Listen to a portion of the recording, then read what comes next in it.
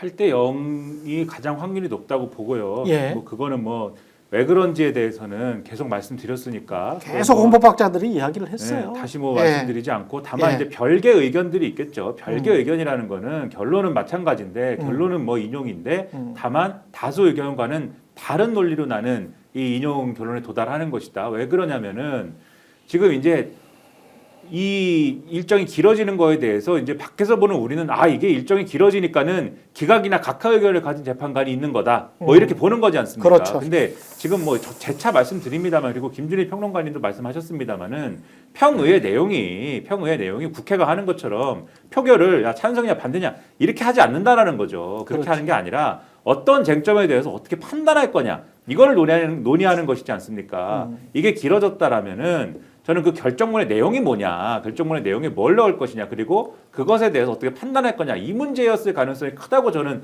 생각을 쭉 해온 것인데 그 대표적인 문제가 내란죄와 관련돼 가지고 판단 근거를 나중에 하게 만드는 내용을 이제 결정문에 넣어야 될 것인데 그걸 어느 수준에서 뭘 근거로 어떻게 넣을 거냐 이게 쟁점이었을 거라는 거예요. 무슨 말씀이냐면은 형사재판에 가서 지금 어떻게 될지를 모른다라는 거 아닙니까? 지금 예. 구속 취소가 되고 쥐기현 판사가 하는데 형사재판 1심을 예. 쥐기현 판사가 하는데 예. 구속 취소가 돼버리잖아요 지금. 그리고 거기서 계속 얘기를 하는 게 이 무슨 뭐 이 공수처의 무슨 뭐 수사권이니 뭐니 재차 말씀드립니다만 제가 볼 때는 그게 수사권 논란이 아닌데 어쨌든 간에 뭐 수사권이니 뭐니 이런 얘기와 동시에 지금 지난 정부에서 이제 이 검찰 개혁의 일환으로 한 피의자 신문 조서의 능력 요런 증거 능력 이런 것들이 계속해서 이제 어떤 논란의 대상이 되고 있는 거지 않습니까? 그래서 만약에 그 형사 재판에서 그러한 증거 능력의 문제나 그런 것들 때문에 만약에 이게 윤석열이 내란죄와 관련돼 갖고 무죄가 나와 버리거나 이래 버리면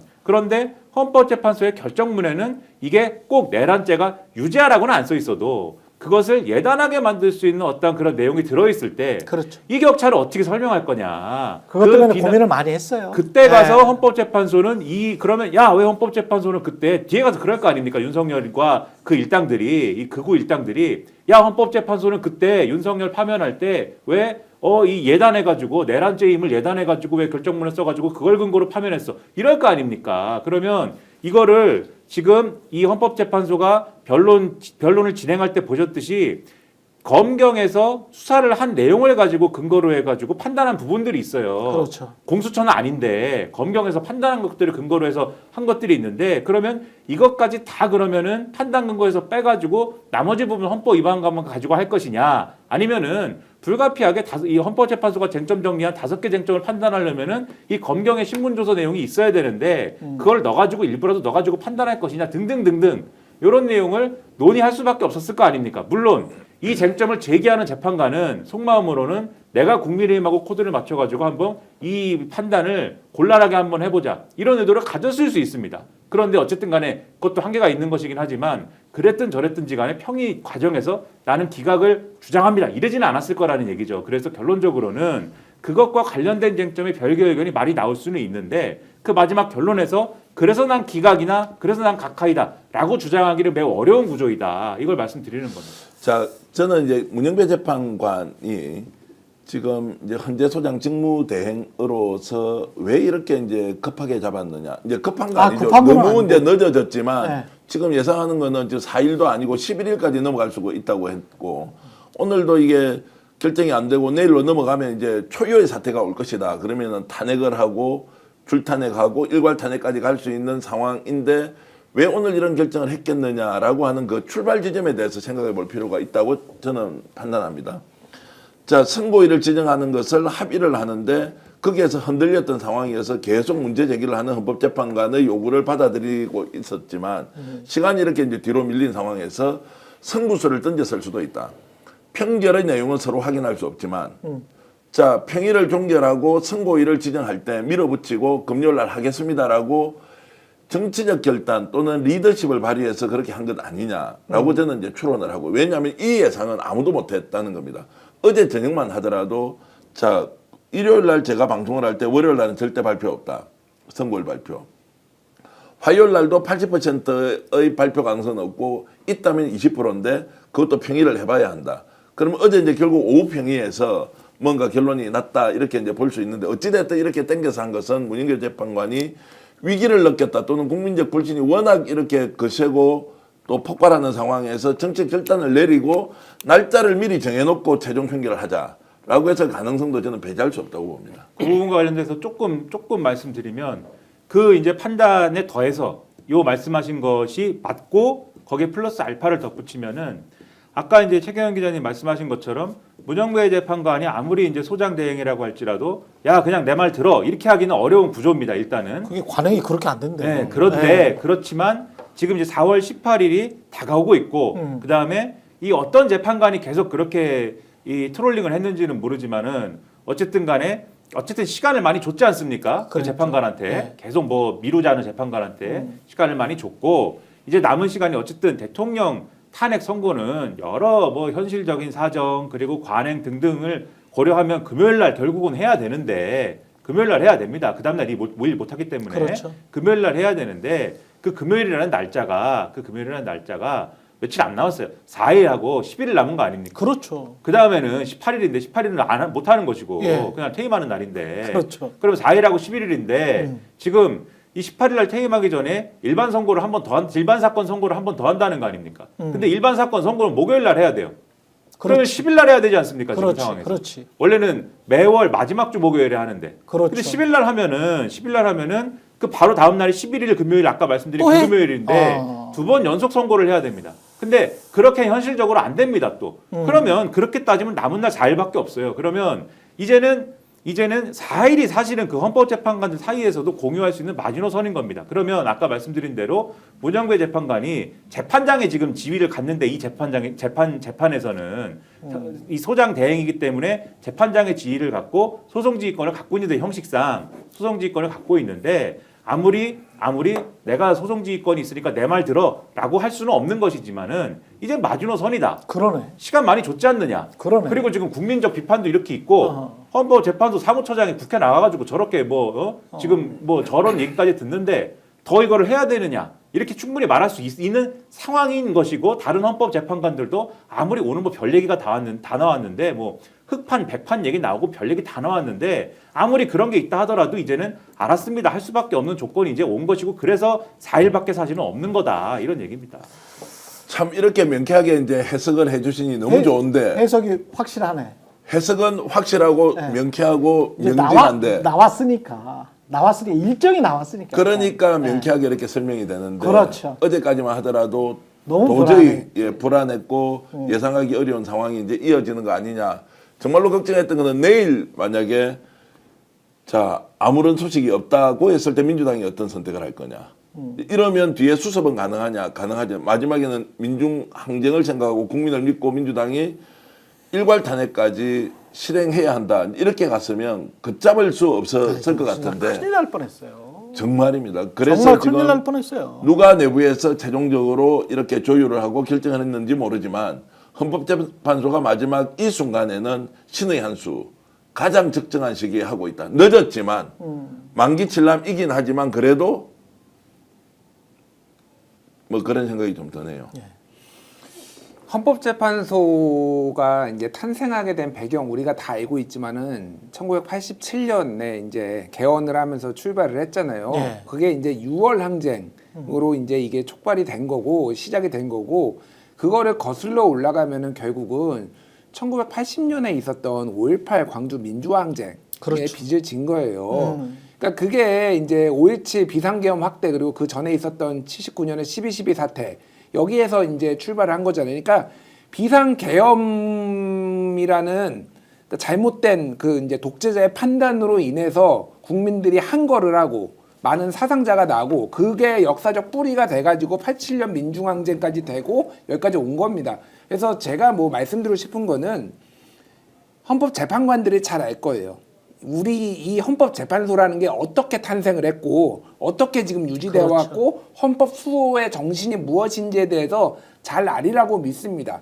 다만 저는 뭐 믿어 의심치 않지만은 만에 하나 뭐 5대3, 4대4 기각 이게 나오면은요 결국은 6월 항쟁으로 시작된 헌법재판소가 4월 항쟁으로 막을 내리게 될 겁니다. 더 이상 국민들은 이 헌법재판소를 신뢰할 수 없고 이거는 이제 법꾸라지들, 법 기술자들이 어떤 식으로든 이런 식으로 국민의 대다수의 어떤 마음과 그 바람하고는 정반대되는 게 된다라면은 뭐 그게 이제 뭐 때려부시거나 그런 게 아니라 결국은 개헌을 통해서 헌법재판소는 역사 속으로 사라질 수밖에 없는 그런 운명을 맞이하게 될 거예요. 자, 오늘 생방송으로 이제 기자들 뭐 방청도 허용해주고 물론 이제 출입증을 받아야 들어가겠지만 생방송을 한다는 것은 4월 4일에 뭔가 이제 어떤 방향으로 가야 되는지 정해졌다고 볼 수 있는 것 아닌가요?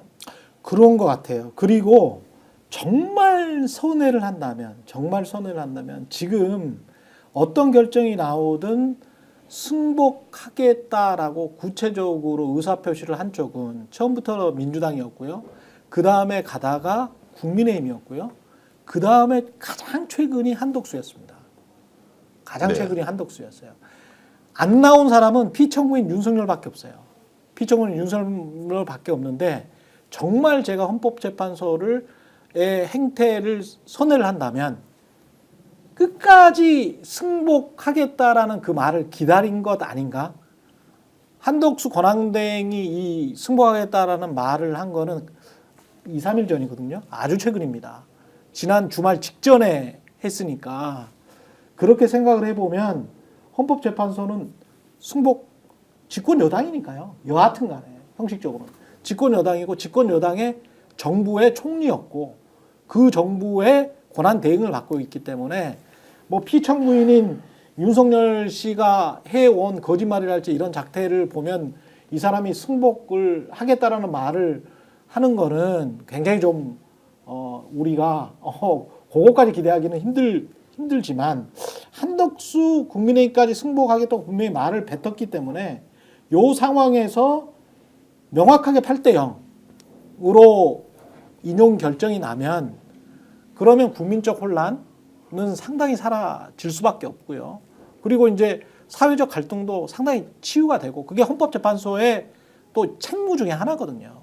결정을 함으로써 사회적인 갈등을 치유하는 게 해소시키는 게 헌법재판소의 책무이기 때문에 정말 기다리고 기다려서 8대 0으로 인용을 하는 게 가장 좋습니다. 당연히 헌법재판소는 그런 결정을 해야 되고요. 앞에 말씀주셨지만 헌법재판소가 왜 존재하느냐. 헌정 수호하려고 존재하는 거 아닙니까? 그렇습니다. 다른 이유가 아닙니다. 헌법체제, 헌정을 수호하려고 존재를 하는데 헌정을 무너뜨리려고 한 사람이 윤석열이고 그 윤석열의 구체적 행위가 무엇인지를 다 봤고 다 확인했습니다.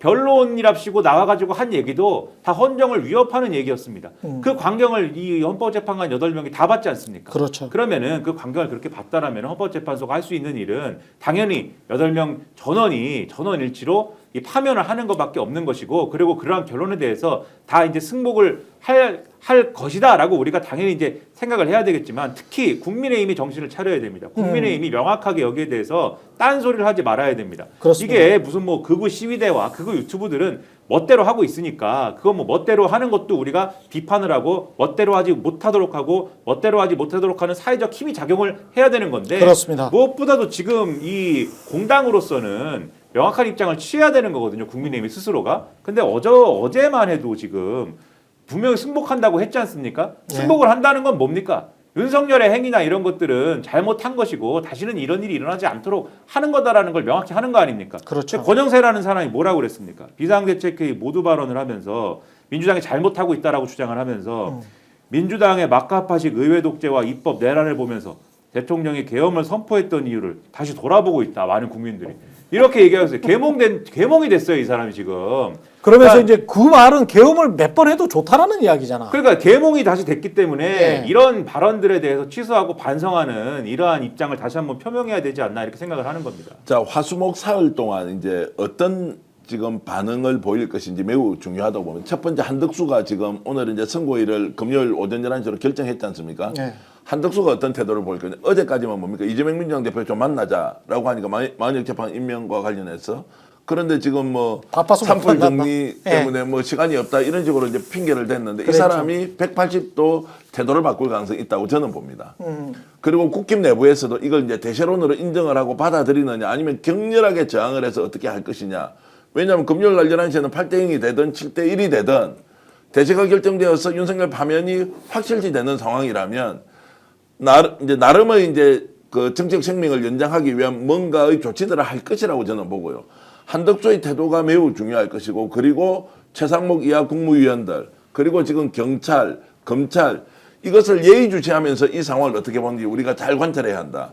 그러면은 대체가 이런 쪽으로 간다라고 하면 만에 하나 8대0으로 정리가 안 돼 있다고 하면 그 이틀 사흘 정도의 상황에서 최종 판결할 때 지금 흔들리는 사람들은 본인의 입장을 다시 수정하거나 약간 조정을 해서 어느 쪽으로 가자. 그래서 대세 추종으로 갈 가능성도 저는 여전히 높다고 보기 때문에 저희 내피셜로는 일단 문영배 재판관이 승부수를 던졌고 그 승부수는 확정되지 않은 확인되지 않은 여전 이제 그 재판관들의 견해를 하나로 모아가는 과정이고 그것을 외부에서 한덕수나 지금 국무위원들이 보일 태도 국힘에서 보일 태도 특히나 수사기관에서 보일 태도 이런 것들을 종합적으로 관찰해 보면 4월 4일 날 오전 11시에 어떻게 결론이 날지 더욱더 좀 확실하게 예측할 수 있지 않나 이런 생각을 해봅니다.